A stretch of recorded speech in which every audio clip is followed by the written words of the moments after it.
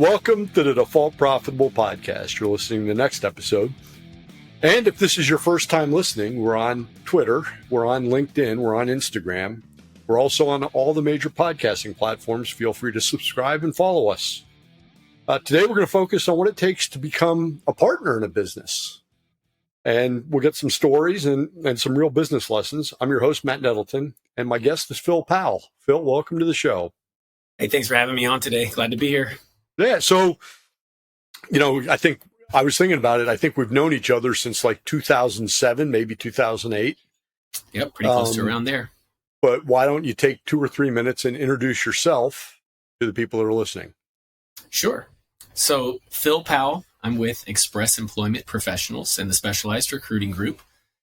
And Express is a franchise system. And so I'm a partner and a franchisee with 2 locations, one in the south side of Indianapolis, Greenwood, Indiana. We have another office in Columbus, Indiana. And Express and the Specialized Recruiting Group exists to help companies hire. We help job seekers get connected to great companies, and we help companies find great people. So that's what we do every day, helping companies, helping people, and hopefully making an impact in our community. All right.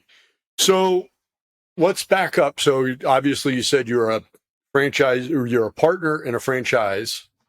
So tell us how we got here. Yeah, so I started with Express back in 2007. So I think it was either late 07 or 08 when then I got connected with you, Matt, and we met. But in 2007, I started working for what at the time was Express Personnel. And Express has seen a bunch of changes since then. And I came in as a staffing consultant. The business was young.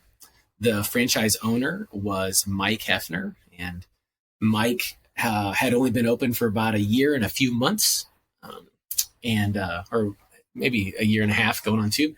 And so it was him and like 3 other employees. The business was small, and I came into the beginning stages of that and got really excited about helping connect people to work. And so I liked what I was doing. My job was to put people into jobs.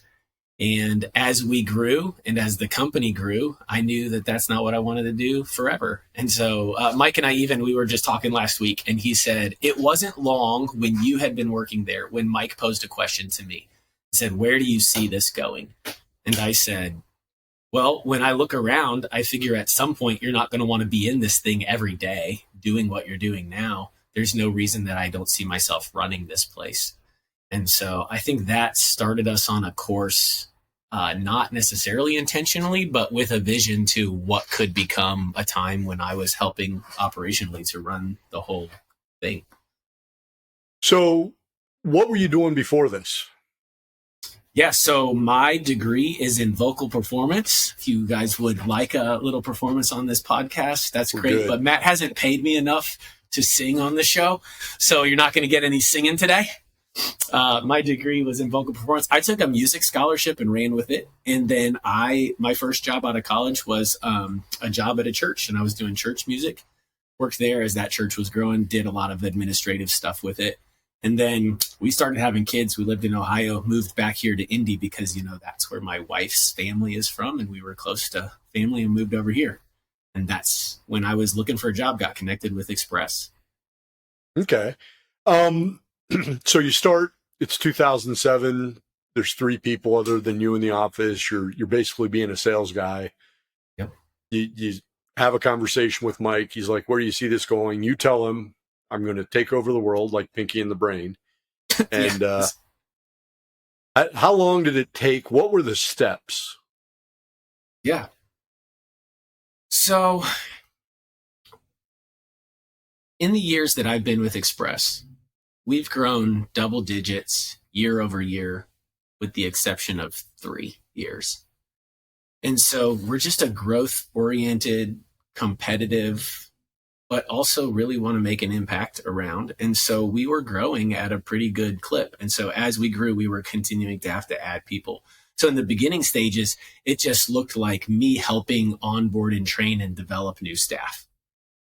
And then at some point, it started to look like me strategizing in the morning meetings, or with regard to a sales meeting that we were having, or a staff meeting, and doing some training and development.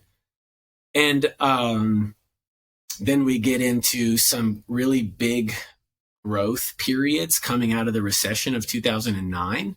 And I think I enjoyed selling. I enjoyed putting and marketing people. And I enjoyed helping the team get good at that work too.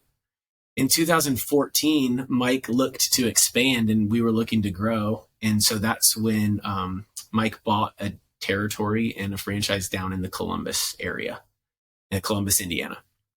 And I was on board to help him run that. And I had moved from employee to kind of a team lead to inside sales manager to operations manager, multiple titles that didn't really mean anything other than it just meant, I was helping oversee and strategize and lead what was going on.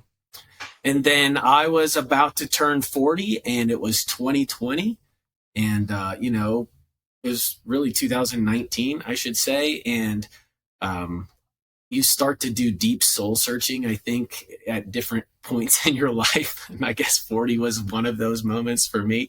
Mike and I had a conversation. We're having coffee. And I'm just talking about where I see not the career going, but like, what do I want my life to look like? And Matt, I know you've talked about this a little bit on your podcast with folks, is like, why did you start a business or why did you become a business owner? And so I was able to articulate to Mike over coffee, like, here's some things I'd like to do. Like, I want to be able to, do some missions work overseas. If it's build a house or, go to an impoverished country, I want to be able to like cash flow my kids through college. I want to be able to have my house paid off before 50. And I want to be in a retirement position by 60, although I won't retire at 60. But like, I was able to articulate some very clear financial goals and some stuff that I wanted. And Mike turned to me and said, all of that's doable. I'm just surprised that you haven't said to me like, hey, when can I join this business?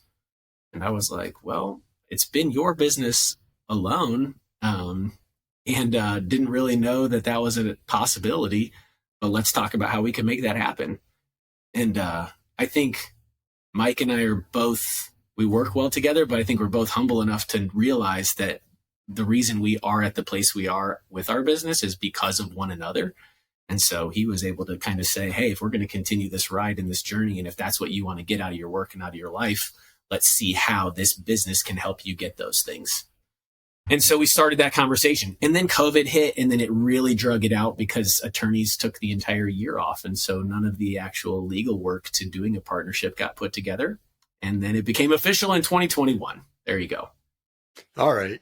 So the thing that I think you kind of skipped over, and it's one of the interesting things about Mike's business, is that he has been pretty assertive in getting people to define and articulate goals, not just managers, but everybody in the company.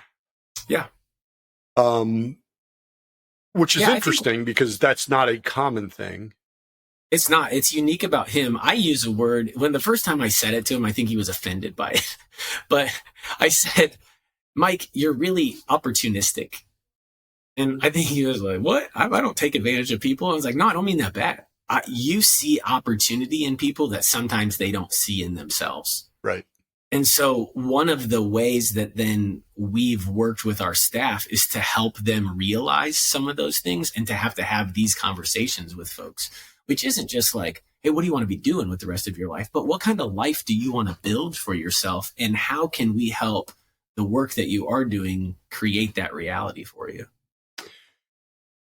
So I think that's one of the things that's pretty remarkable from the story. I think the second thing is, and this is probably the more common thing, is Mike waited for you to really say, hey, I want this, before he tried to drag you into the business. Yeah. I think he had posed it at different times, or there were conversations that now looking back, I could see he was trying to lead there, but I wasn't ready. Yeah. And then this was kind of that moment that felt most teed up that said, like, hey, if you want to be involved in your community and you want to be the face and the name and you want to be driving this company in the community and you want all these things, then, doesn't becoming partner and part owner of this thing make sense for you? And then frankly, I mean, let's just talk honestly, like when you're talking ownership, you're talking about the financial piece. And he's like, a lot of your goals are financial goals too. So let's talk about what an investment in the company looks like and what a return on the investment there looks like, as opposed to just a return for a CD or your money market savings account. Let's talk about the return differences and what that could mean for you and your wife and your family. Well, one of the things that's true is that I've never met a money motivated salesperson or business owner. Like, money's a kind of a translation device. Yeah. Right. And so if you don't have that first, hey, I want to take care of my kids, I want to cash flow their college, I want to pay off my house, I want to retire, I want to be able to retire at 60. If you don't have all that stuff defined, then talking about the return doesn't really matter. Yep. So why do I want to do what I want to do? And this was also a conversation of like, if I'm going to work hard for 30 more years or whatever it is, like, where am I going to get the most return? And the return isn't just a financial return. The return is, where am I going to be most fulfilled doing this kind of work? And some of it's just evaluating that. And I think to any business owner or person that's listening, you got to be thinking about like, hey, how am I going to be most fulfilled doing this work? Because it's work. We're going to work hard. Being a business owner is going to be working hard. So if I'm going to work hard, how can I also really enjoy my life and be fulfilled working hard? Yeah. Yeah. Well, that's the part that a lot of people skip. They're like, oh, I'm going to be a business owner. I get to, I control my time. I control my schedule. But no, not necessarily. I mean, you can get control of. Yeah. So if you think back to when you started, 2007, 2008, before you became a partner, what do you wish you had known in those first 12 years? Oh, what do I wish I knew in the first 12 years? What would have made it easier? Becoming a partner.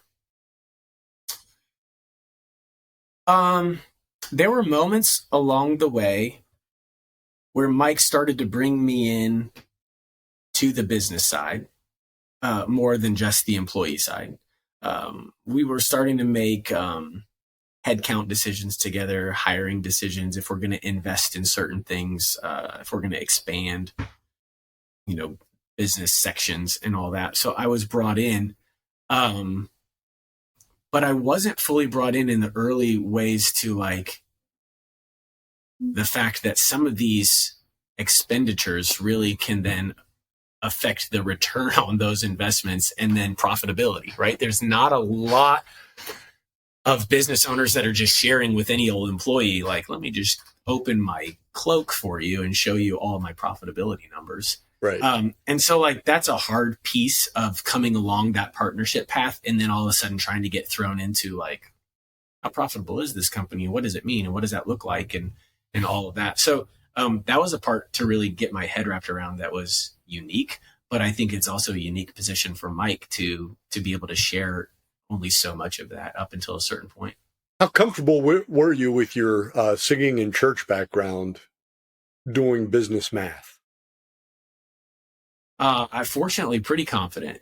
I mean, the degree definitely doesn't translate. Let's be honest.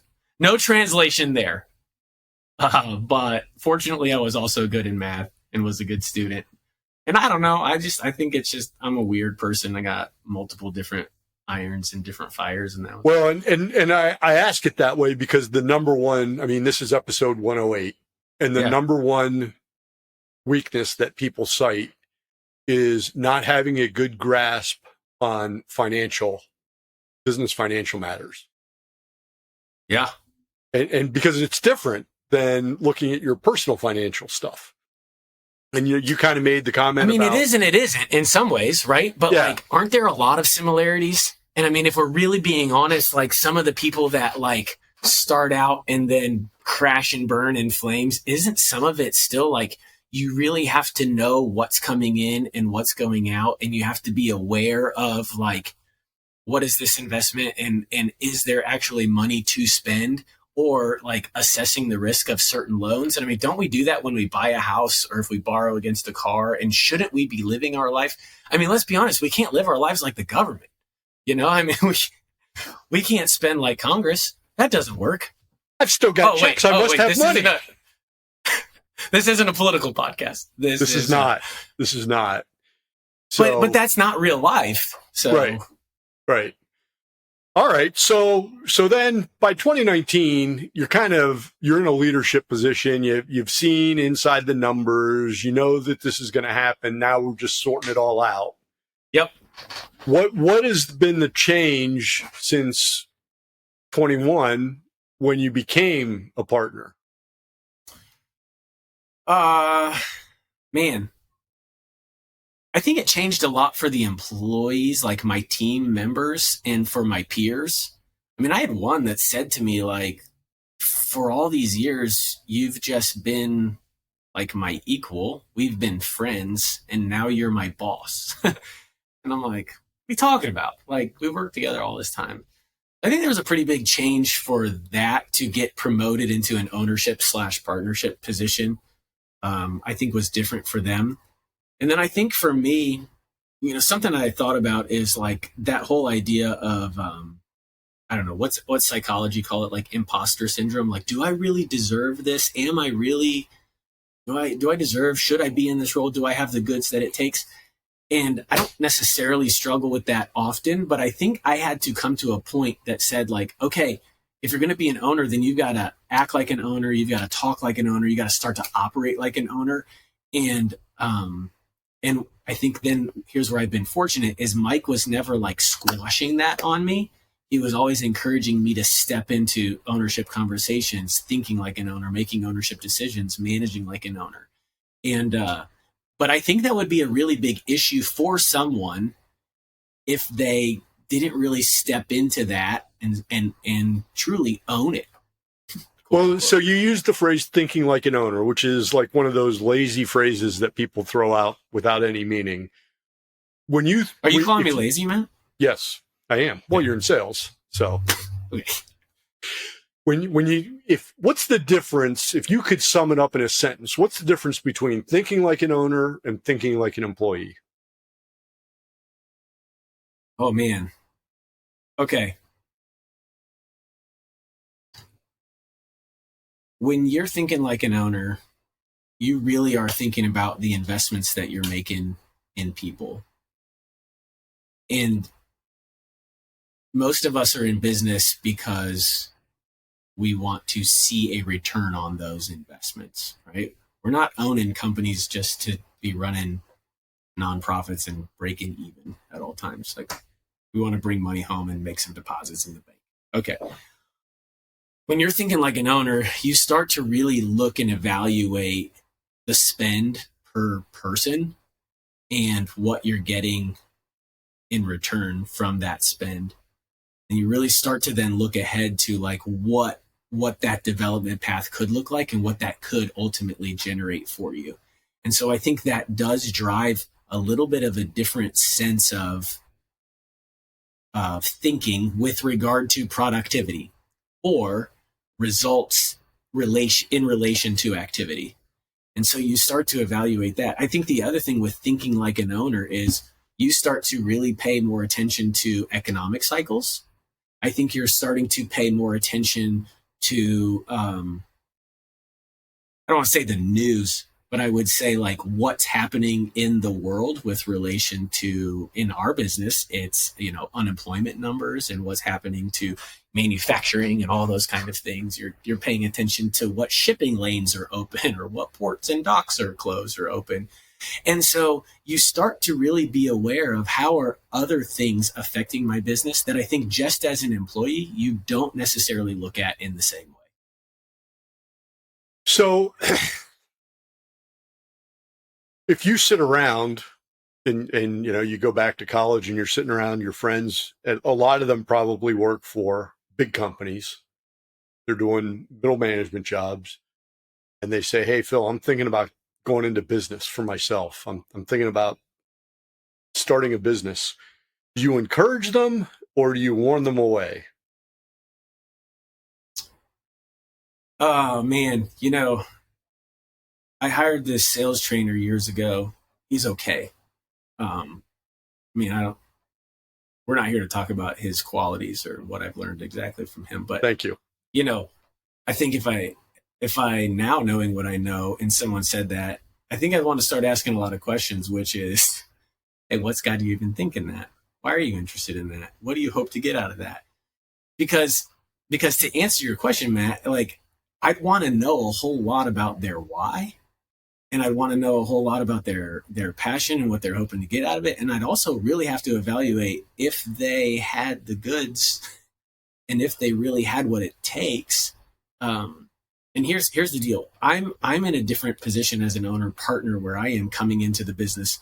And just so your listeners know, like I was brought in at 20% ownership. So had to pull out a loan and making payments to buy 20% of the company. It wasn't like I was just handed a small piece. I mean, this is an investment that I'm making, but my investment and my sacrifice is still not the same as what Mike sacrificed in the beginning days of this business, or a business owner that starts from scratch and sometimes is living off that loan for 2 or 3 years to eat.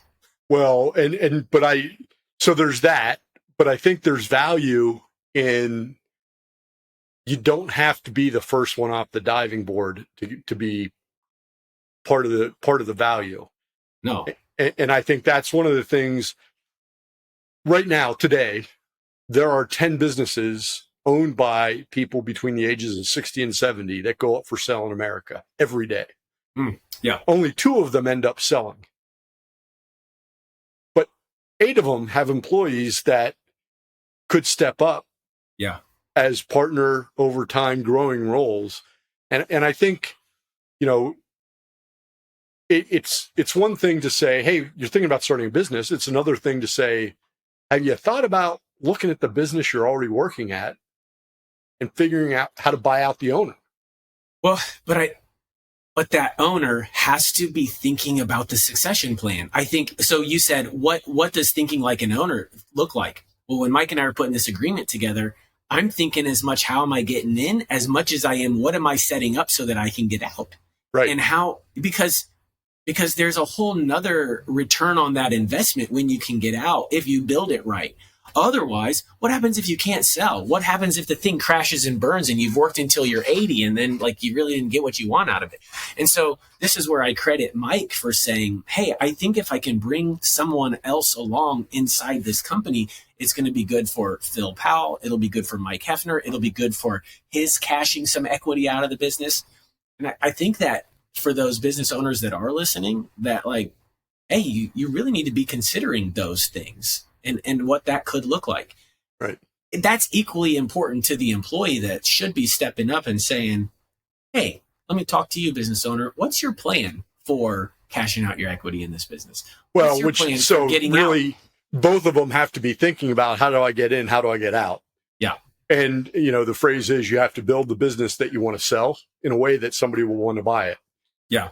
And so Mike's been very good about, he's had his ducks in a row, where many of the business owners I talk to, when they point to their ducks, they're actually like capuchin monkeys and they're on acid, and it's very hard to manage. Yeah. So, yeah. All right. Last question. It's 2021. You're signing the papers the following morning. As a partner, you're going to be in the business as an owner. I mean, there's so many different things you could do, but is there anything in particular that you focus on to make sure you get ahead of the curve? Or is it just business as usual with a different job title? I think for us, it wasn't business as usual because I suddenly felt the weight of the debt. And I had a pretty big buy-in down payment in that the bank account felt empty.